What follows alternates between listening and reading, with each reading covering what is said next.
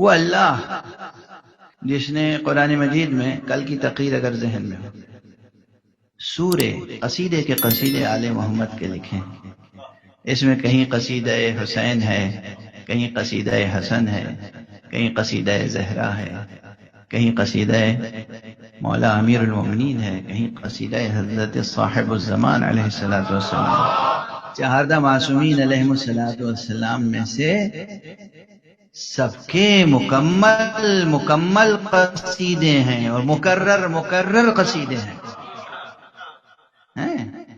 اس اللہ نے ان کے فدائیوں، ان کے انصار اور ان کے اصحاب اور ان کے چاہنے والوں کی بھی مدح کی ہے، اور حضرت ابو الفضل العباس کا تذکرہ بھی قرآن میں موجود ہے۔ ایک معیار رکھا ہے اللہ نے ایک مقام پر، وہ بھی ایک جنگ کا تذکرہ ہے۔ اللہ کیا معیار رکھتا ہے، قرآن مجید جا کے پڑھنا، جالوت و طالوت کی جنگ پڑھ لینا۔ اللہ فرماتا ہے کہ ان اللہ مبتلیکم بنہر، اے لوگو اللہ تمہارا امتحان لے گا ایک نہر کے ذریعے سے، ایک نہر کے ذریعے سے۔ اس کے بعد کیا ہے کہ جو اس نہر سے ایک چلو بھی پانی پی لے، فمن اغترف غرفة بیدہ، یہ قرآن کے کلمات ہیں۔ معلوم ہوا نہر اور چلو بھر پانی معیار امتحان ہے۔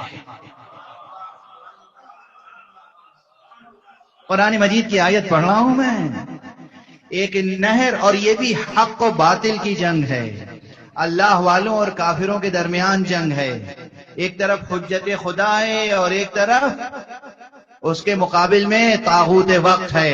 اس جنگ کا تذکرہ قرآن نے کیا، اور معیار کیا رکھا، مقیاس کیا رکھا، میزان کیا قرار دیا، کس چیز کو میزان بنایا، کس چیز کو معیار بنایا، پرکھ کیا رکھی کہ تمہارا امتحان لیں گے نہر کے ذریعے سے، گویا پیاس کے ذریعے سے اور نہر کے ذریعے سے اور ایک چلو بھر پانی کے ذریعے سے۔ قیامت تک اگر اس امتحان پر کوئی پورا اترتا ہے تو وہ ابو الفضل العباس، یہ ایک موقع ہے۔